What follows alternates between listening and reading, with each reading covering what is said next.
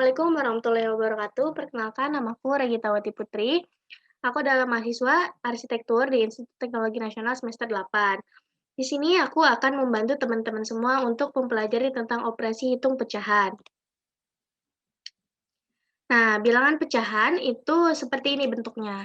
Ada yang atas itu namanya adalah bilangan pembilang. Lalu yang di bawahnya itu adalah bilangan penyebut. Nah, selanjutnya kita masuk ke dalam penjumlahan dan pengurangan bilangan pecahan.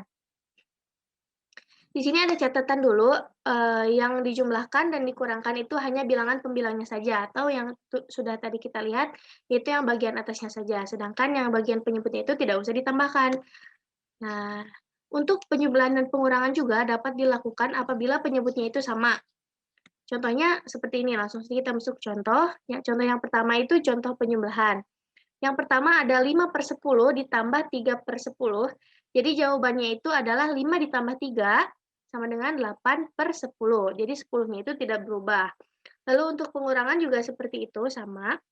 Ada 10/10 dikurangi 5/10 sama dengan 10 dikurangi 5 sama dengan 5/10. Seperti itu. Mudah bukan? Lalu selanjutnya ada pertanyaan nih, bagaimana jika bilangan penyebutnya tidak sama? Nah, jawabannya itu seperti ini ya. Jika penyebutnya tidak sama, maka bilangan penyebutnya harus dibuat sama dengan mencari KPK setiap penyebutnya. Langsung saja kita masuk ke contoh. Nah, ini adalah contoh soalnya nih, 3/4 ditambah 2/3 sama dengan berapa nih? Nah, yang langkah pertama kita harus mencari KPK dari penyebutnya masing-masing.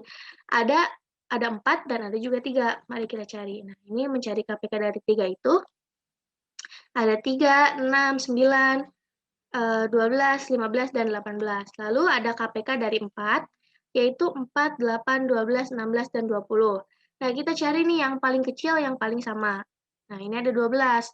Kita pertama-tama tulis dulu sebagai penyebut yang baru. Nah, untuk mencari pembilang yang baru, caranya seperti ini. 12 tadi dibagi 4, hasilnya adalah 3. Lalu 3 dikalikan 3, hasilnya 9. Maka itu menjadi bilangan pembilang yang baru. Nah, untuk selanjutnya, sama seperti itu. 12 dibagi 3 sama dengan 4, 4 dikali 2 sama dengan 8. Nah, seperti itu.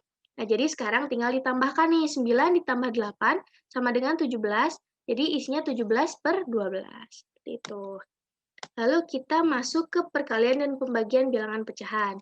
Nah, untuk perkalian dan pembagian ini, pembilang maupun penyebutnya itu sama-sama dikalikan ya. Langsung saja kita masuk ke contoh, contohnya seperti ini.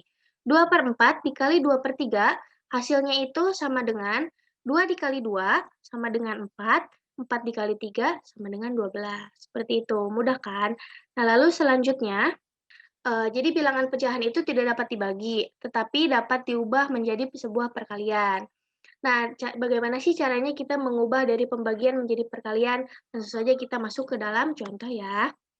Contohnya ini, ada soalnya itu 3/5 dibagi 4/2. Nah, caranya untuk menjadikan sebuah perkalian, gampang banget nih teman-teman. Hanya tinggal diubah tandanya, lalu pecahan yang kedua ini ditukar keberadaannya.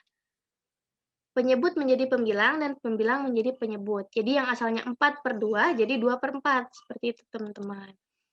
Nah, sekarang kita tinggal kalikan deh, 3 dikali 2 sama dengan 6, lalu 5 dikali 4 sama dengan 20. Seperti itu, mudah bukan teman-teman? Nah, lalu setelah kita belajar matematika, kita akan belajar bahasa Inggris, yaitu job and occupation. Jadi job and occupation ini adalah pekerjaan-pekerjaan dalam bahasa Inggris ya. Kita belajar pekerjaan-pekerjaan yang ada di Indonesia dulu ya. Sangat banyak loh pekerjaan-pekerjaan yang ada di Indonesia itu. Di dalam keluarga pun kita tuh memiliki pekerjaan yang berbeda-beda ya. Jadi ayo kita dengarkan dan ikuti nama-nama pekerjaan berikut ya. Nah, di sini ada pekerjaan-pekerjaan yang ada di Indonesia atau job and occupation in Indonesia. Yang pertama ada fisherman atau nelayan. Lalu yang kedua ada farmer atau petani. Lalu yang ketiga ada teacher atau guru. Selanjutnya ada doctor atau dokter. Lalu ada police atau polisi. Ada chef atau koki. Ada arsitek atau arsitek. Ada pilot atau pilot.